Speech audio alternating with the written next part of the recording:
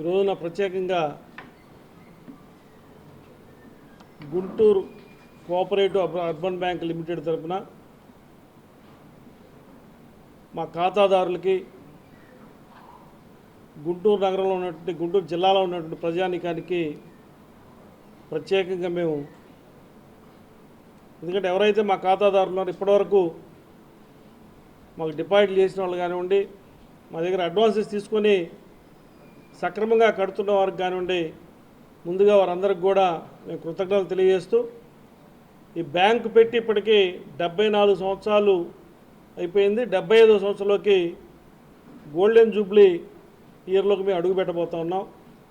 ఇది పూర్తిగా మా యొక్క ఖాతాదారుల యొక్క సహకారం, మా యొక్క సిబ్బంది యొక్క సహకారం, మా పాలక వర్గం యొక్క సహకారంతో పూర్తిగా ఈ బ్యాంకుని ఇంతవరకు కూడా దిగ్విజయంగా నడుపుకోవడం జరిగింది.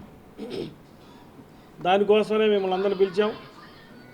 ఏదైతే భవిష్యత్తులో కూడా ఇప్పుడు నేషనల్ బ్యాంక్స్ కానివ్వండి, ప్రైవేట్ బ్యాంక్స్ కానివ్వండి, ఏదైతే ప్రొడక్ట్స్ ఇస్తూ ఉన్నారో, కొత్తగా లోన్లు ఇస్తూ ఉన్నారో, కొత్తగా డిపాజిట్ రేట్లు పెంచుతూ ఉన్నారో, వారికి పోటీగానే మేము కూడా డిపాజిట్లు వడ్డీ రేట్లు పెంచి ఇవ్వడం కానివ్వండి, లోన్లు ఇచ్చేదానిలో ఖాతాదారులకు అనుకూలంగా ఉండే వడ్డీ రేట్లు ఇవ్వడం కానివ్వండి, వారి దగ్గర నుంచి డిపాజిట్ తీసుకునే దానిలో కూడా వారికి అనుకూలమైన వడ్డీ రేట్లు ఇవ్వడం కానివ్వండి, మేమందరం కూడా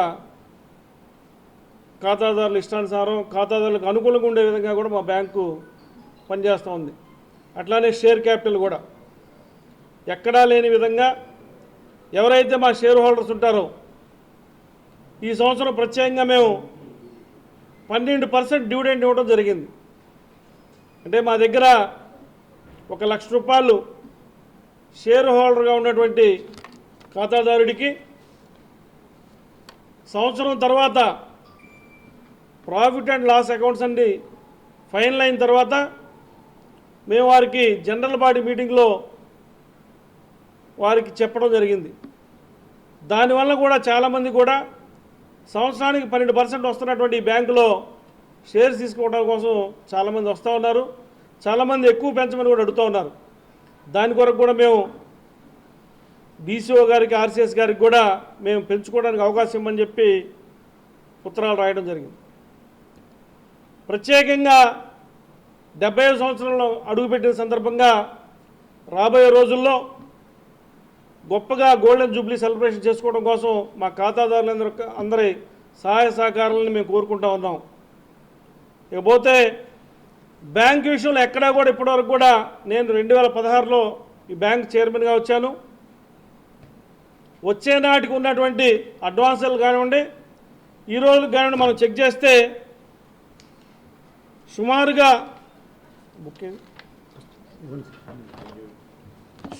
ఆ రోజు ఉన్నటువంటి 500 కోట్ల టోటల్ బిజినెస్ని ఈ రోజున దగ్గర 870 కోట్ల బిజినెస్కి పెంచడం జరిగింది. అంటే మధ్యలో మనకి 2 సంవత్సరాలు కరోనాలో ఏ విధమైన వ్యాపారం జరగకపోయినా కూడా అడ్వాన్స్లో పెంచాం, డిపాజిట్లో పెంచాం. పూర్తిగా ఇంత వ్యాపారం జరగడానికి మా యొక్క సిబ్బంది, పాలకవర్గం కారణం. వారందరూ కూడా మేము ప్రత్యేకంగా మీ ద్వారా కృతజ్ఞతలు తెలియజేస్తూ, అట్లానే మాకు ఇప్పుడు 70 సంవత్సరాలకు అడుగుపెట్టిన సందర్భంగా ఈ సంవత్సరాంతానికి 1000 కోట్ల వ్యాపారం చేయాలని ఒక టార్గెట్ పెట్టుకొని మేము ముందుకెళ్తా ఉన్నాం. దానికి తోడు మా పాలకవర్గంలో ఉన్నటువంటి సభ్యులందరూ కూడా వారి మిత్రుల ద్వారా ఇప్పటివరకు కూడా ఎవరైతే సభ్యులుగా ఉన్నారో సుమారుగా ప్రతి ఒక్కళ్ళు కూడా 5 నుంచి 10 కోట్ల వరకు వాళ్ళ మిత్రుల ద్వారా, బంధువుల ద్వారా ఇందులో డిపాజిట్ చేయించడం, వారికి అవసరమైనటువంటి లోన్లు నేషనల్ బ్యాంక్స్కి, ప్రైవేట్ బ్యాంక్స్ వెళ్లకుండా మా దగ్గర మేము మీకు అనుకూలంగా ఉండే రేట్లు ఉంటాయి, త్వరితగతిన మీ యొక్క డాక్యుమెంట్స్ అన్ని పరిశీలించి మేము లోన్లు ఇస్తామని చెప్పి వారికి కూడా లోన్లు ఇప్పించడం, వారి ద్వారా మాకు లాభం జరగడం కూడా జరుగుతూ ఉంది. అందుకనే మేము ఈ సంవత్సరాంతానికి 70 సంవత్సరం పూర్తి అయ్యేసరికి 1000 కోట్ల టర్నోవర్ సాధించాలని, 1000 కోట్ల బిజినెస్ చేయాలని చెప్పి కూడా అందరం కూడా కృతనిశ్చయంతో ఉన్నాము. ఈ తరుణంలో మొట్టమొదటిగా మీకు చెప్పాల్సింది ఏంటంటే,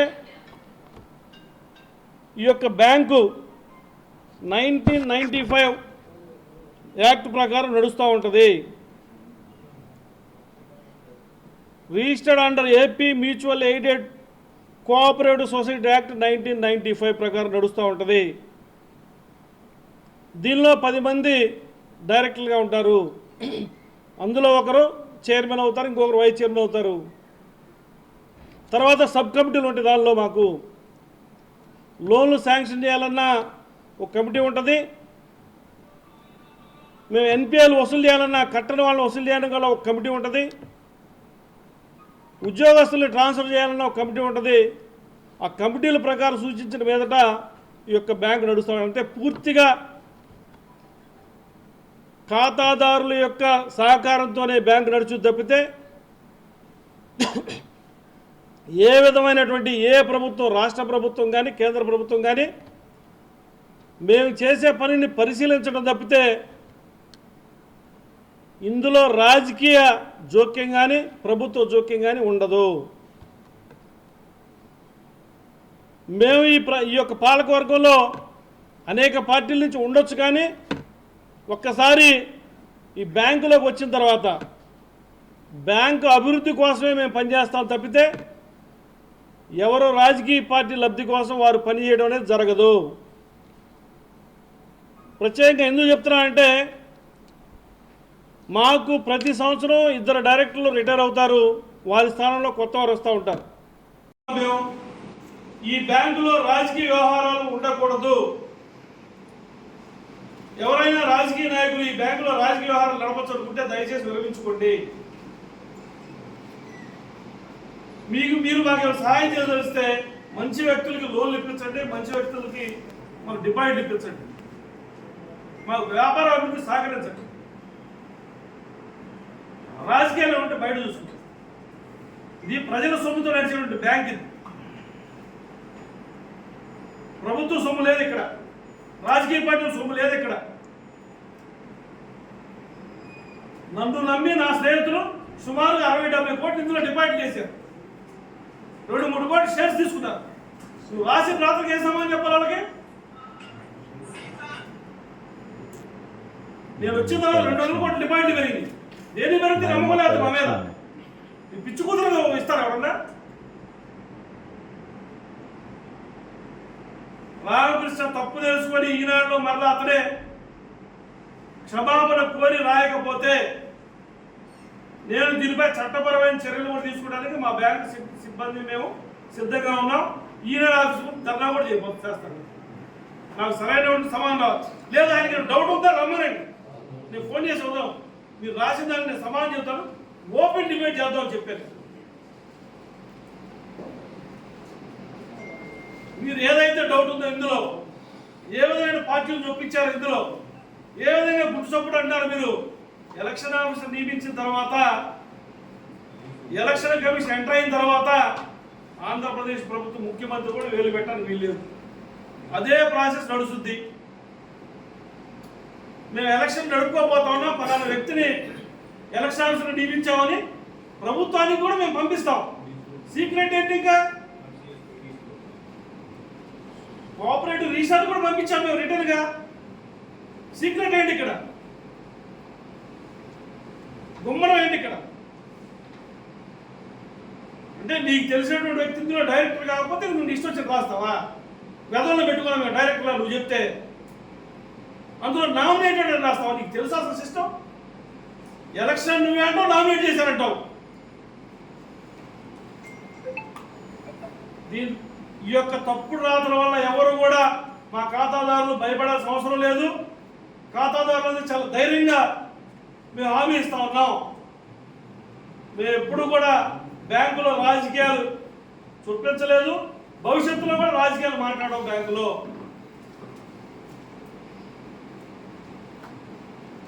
దయచేసి ఖాతాదారులందరూ కూడా మరొకసారి చెప్తా ఉన్నాం, ఎవరు కూడా దీని గురించి ఆలోచించాల్సిన అవసరం లేదు. మీరు కొంతమంది నాకు ఫోన్ చేసి ఉన్నారు, వారందరూ ధైర్యం చెప్పడం కోసం ఈరోజు ప్రెస్ మీట్ ఏర్పాటు చేశాం. అతని మీద చట్టపరమైన చర్యలు తీసుకోవడానికి కూడా మేము ముందుకు వెళ్తామని చెప్పి తెలియజేసుకుంటూ సెలవు తీసుకుంటాం. ఎవరైనా మిత్రులకి నేను చెప్పినటువంటి వాటిలో మీకు ఏమైనా డౌట్లు ఉంటే తప్పనిసరిగా నేను ఓపెన్గా సమాధానం చెప్తాను. బ్యాంకులో అంతా గుమ్మరం అని రాశాడు రామకృష్ణ అని ఈనాడులో ఉన్నటువంటి రిపోర్టర్ గారు. వీళ్ళ సంబంధించినటువంటి వీళ్ళ బావగారు గతంలో మాకు డైరెక్టర్గా పనిచేసి ఇక్కడ చాలా మంది ఎంప్లాయీస్ని ఇబ్బంది పెట్టాడు. దాని కొరకు మేము రెన్యువల్ ఇవ్వాలి వచ్చని చెప్పాము, పోటీ చేస్తే బ్యాంకు పరువు పోతుంది. దానికోసం ఆయన ఇది రాశాడు అనమాట. ఆయన మరలా మీరు తీసుకోవాలి. ఆయన కూడా చెప్తా ఉన్నాం, నేను ఛాలెంజ్ చేస్తా ఉన్నా, ఈ బ్యాంకులో ఎటువంటి తప్పు జరిగినా నేను రాజీనామా చేసేదానికి సిద్ధంగా ఉన్నాను. నువ్వు రాసినటువంటి రాతల్లో నేను తప్పు నిరూపిస్తే నువ్వు రిపోర్టర్గా మానుకుంటామని అడుగుతా ఉన్నాను. నేను దీనిపై ఈనాడు యాజమాన్యానికి ఫిర్యాదు చేయబోతా ఉన్నాను. ఇందులో అతను తెలిసి రాశాడో తెలియక రాశాడో కానీ పార్టీల ప్రస్తావన తీసుకొచ్చాడు. వైసీపీ పార్టీ అంటాడు, టీడీపీ పార్టీ అంటాడు, జనసేన పార్టీ అంటాడు. ఈ బ్యాంకులో మాకు లేనటువంటి పార్టీలు నీకెందుకు కనిపిస్తా ఉన్నాయి? చక్కగా జరిగేటువంటి బ్యాంకుని ఈ రోజున ఈ వార్తలు అయిన తర్వాత కొంతమంది డిపాజిట్దారులు మమ్మల్ని అడగడం జరిగింది. మేము వారికి సమాధానం చెప్తా ఉన్నాం, ఈ రాతల్లో నిజం లేదు, మీరెవరో కూడా ఈ రాతల గురించి భయపడాల్సిన అవసరం లేదు. మా రాజకీయ వ్యవహారాలు ఉంటే బ్యాంకు బయట చూసుకుంటాం తప్పితే ఈ బ్యాంకులో ఎటువంటి రాజకీయ వ్యవహారాలు జరగవు. ఎవరో రికమెండ్ చేసిన అర్హత లేకపోతే మేము డైరెక్ట్గా మేము కాదు, ఎలక్షన్ ఆఫీసర్ గారు అర్హత ఉంటే ఆయన నామినేషన్ తీసుకుంటారు, లేకపోతే అంతే తప్పితే అర్హత ఉండి తప్పులు చేసేవాళ్ళు కూడా మేమైతే మేము తీవ్రంగా ఖండిస్తాం. వచ్చిన తర్వాత అయినా సరే అతను అర్హత ఉండొచ్చు, తప్పులు చేసే అభ్యర్థి అయితే డైరెక్ట్గా ఉన్న తర్వాత మేమందరం కూడా ఖండిస్తాం. ఇది ప్రజల సొమ్ముతో నడిచేటువంటి బ్యాంకు. ఏ ప్రభుత్వం, కేంద్ర ప్రభుత్వం కానీ రాష్ట్ర ప్రభుత్వం కానీ ఒక్క రూపాయి కూడా ఇందులో పెట్టదు. మేము మరలా మాకు వచ్చేటువంటి డిపాజిట్లలో 25% గవర్నమెంట్ సెక్యూరిటీస్ ఇస్తాం. అవి కాక మేము మిగతా వాటితో వ్యాపారం చేసి లోన్లు ఇచ్చి డిపాజిట్దారులకు వడ్డీ ఇస్తాం, షేర్ హోల్డర్లకి డివిడెండ్ ఇస్తాం. ఎక్కడ కూడా దాపరిక ఉండదు. ప్రతి సంవత్సరం మేము బుక్ ప్రింట్ చేస్తాం, మా ఖాతాదారులందరికీ ఇస్తాం. ఇది ఎవరికైనా డౌట్ వస్తే ఓపెన్గా మమ్మల్ని అడగచ్చు. దాని కొరకు మాకు ఆర్బీ వారే మమ్మల్ని అభినందించారు. Well management financial management bank అని మమ్మల్ని వాళ్ళు గుర్తించారు. Financially sound and well management అని ఆర్బీ వారు గుర్తించారు, రిజర్వ్ బ్యాంక్ వారు. మరి ఏం చదువుకున్నాడు ఏం చదువుకోలేదు రామకృష్ణ అనేటువంటి ఈనాడు వ్యక్తి ఇతను రాశాడు. మాట్లాడితే ఇతను రాజకీయాలు అంటాడు. గత ప్రభుత్వంలో కూడా ఉన్నాడు ఈ చైర్మన్ గారు. ఏ ప్రభుత్వానికి సంబంధం లేదు. వైసీపీ ప్రభుత్వంలో కూడా ఇట్లానే 64 యాక్ట్లో ఉన్నటువంటి కొన్ని బ్యాంకులు ఒకేసారి ఎన్నికలు జరిగితే టీడీపీ వారు గెలిస్తే వారు మంత్రి స్టే ఇస్తే మేమందరం కలిసి ఫెడరేషన్ తరఫున హైకోర్టుకి వెళ్ళి స్టే తెచ్చుకొని నడిచాం. మేము టీడీపీకి సంబంధించినటువంటి చైర్మన్లు అయితే వైసీపీ ప్రభుత్వంలో మంత్రి స్టే ఇస్తే బ్యాంకులు మాకు ఫెడరేషన్ ఉంటుంది. 50 బ్యాంకులు ఉంటాయి సుమారు ఆంధ్రప్రదేశ్లో. అందరం కలిసి హైకోర్టుకి వెళ్ళి మేము పార్టీలు చూడాలి. అక్కడ ఆ బ్యాంకు చైర్మన్ సపోర్ట్ చేశాం. మేము బ్యాంకు చైర్మన్ సపోర్ట్ చేసి హైకోర్టుకి వెళ్ళి స్టే తీసుకొచ్చి ఆ చైర్మన్ నడిచేట్టుగా చేశాం. అట్లానే నాకు ఇబ్బంది జరిగినప్పుడు మా ఫెడరేషన్ వస్తుంది. ప్రభుత్వం వైపు నుంచి మా సహాయక సహకారాలు ఎప్పుడు అందుకుంటాం? మేము మాకు ఎవరైనా లోన్ తీసుకొని ఎవరైనా ఇబ్బంది కలిగిస్తూ ఉంటే మేము కోర్టుకి వెళ్తాం, అటాచ్మెంట్ తెచ్చుకుంటాం, పోలీసు వారి సహాయ సహకారం తీసుకుంటాం. అప్పుడు ఏదైనా అవకాశం ఉంటే మాకు సహాయం చేయమని అడుగుతాం తప్పితే అన్నీ కూడా రూల్స్ ప్రకారం లోన్స్ ఇస్తారు, రూల్స్ ప్రకారం డిపాజిట్ వడ్డీ ఇస్తారు, రూల్స్ ప్రకారం షేర్ క్యాపిటల్ డివిడెండ్ ఇస్తారు. బ్యాంకు మొత్తం రూల్స్ ప్రకారం నడుచుద్ది. ఇందులో పనిచేసేటువంటి ఇటువంటి రాతలు రాస్తే ఎవరైనా డిపాజిట్దారులు కానీ షేర్ హోల్డర్ కానీ భయపడితే ఒకసారి ఇట్లానే జరిగిన వల్ల ఈ బ్యాంకు అపవాదం. మేము వచ్చిన తర్వాత నుంచి చాలా సిన్సియర్గా చాలా ఈ బ్యాంక్ భయంతో పనిచేస్తూ ఉన్నాం. బ్యాంకు అభివృద్ధి చెందాలి, మన వల్ల ఈ బ్యాంకు చెడ్డ పేరు రాకూడదు. మేము పగలు సెక్యూరిటీగా ఉంటాం తప్పితే ఇక్కడ మేము పెత్తనం కూడా చేయము. నైట్ అక్కడ సెక్యూరిటీ ఉంటారు, డే సెక్యూరిటీ మేము ఉంటాం అంతే. ఏ విధమైనటువంటి పొరపాటు జరిగినా కూడా సిబ్బందిని కూడా మేము ఊరుకోం, పనిష్మెంట్ ఇస్తాం. ఏ డైరెక్టర్ కూడా ఏ లోన్లో ఏలు పెట్టం. అవసరమైతే డిపాజిట్లు తీసుకుని బ్యాంక్ అప్పచెప్తారు. లోన్ ఇచ్చే విషయంలో కూడా కమిటీ ఉంటుంది. వాళ్ళ యొక్క పాలకవర్గం మా దగ్గరికి, మేనేజర్ CEO గారు మా దగ్గర పెడితే మేము బోర్డు మీటింగ్లో ఫైనల్ చేస్తాం తప్పితే మిగతా వారంతా మా యొక్క సిబ్బంది చూస్తారు. తప్పితే జనసేన వాళ్ళు చైర్మన్గా ఉన్నారు, టీడీపీ గవర్నమెంట్ వచ్చింది, టీడీపీ వాళ్ళు లేరు, వైసీపీ వాళ్ళు తీసుకున్నారు. నాకు ఇక్కడ ఈ బ్యాంకులో పార్టీలతో సంబంధం లేదు. ఎవరికైనా ఇంట్రెస్ట్ ఉంటే బ్యాంకులో పనిచేయాలని మీకు అర్హత ఉందో లేదో తెలుసుకోండి. అర్హత ఉంటే వాళ్ళని పెట్టుకోండి, ఎన్నికల్లో నిలబడండి, గెలవండి. ఒకసారి వైసీపీ ప్రభుత్వంలోనే ఒక వ్యక్తి నామినేషన్ చేశాడు వైసీపీ అని, ఎన్నికలకు వెళ్ళారు. ఆ వ్యక్తి మంచోడు కానీ మేమందరం కలిసి ఓట్లు ఎవరికి వేయాలో ఏం చేయాలో ప్రజలు నిర్ణయించారు. ఓడిపోయాడు అతను. వైసీపీ ప్రభుత్వంలో ఓడిపోలేదా? టీడీపీ ప్రభుత్వం రాగానే వెంటనే అన్ని మారిపోతాయా? ఏ నాయకుడు మాట్లాడినట్టు మాట విలేకరికి ఎందుకు? మీకు ఎవరు చెప్పారు నాకు చెప్పండి. జనసేన వాళ్ళందరూ కంగారు పడుతున్నారంట, టీడీపీ వాళ్ళందరూ కంగారు పడుతున్నారంట ఈ డైరెక్టర్ల కోసం. ఏంటి నీ యొక్క ఉత్సాహం ఏంటి అసలు? మళ్ళా చెప్తా ఉన్నా మిస్టర్ రామకృష్ణ, ఈనాడు యాజమాన్యానికి నీ మీద నేను రిపోర్ట్ చేయబోతా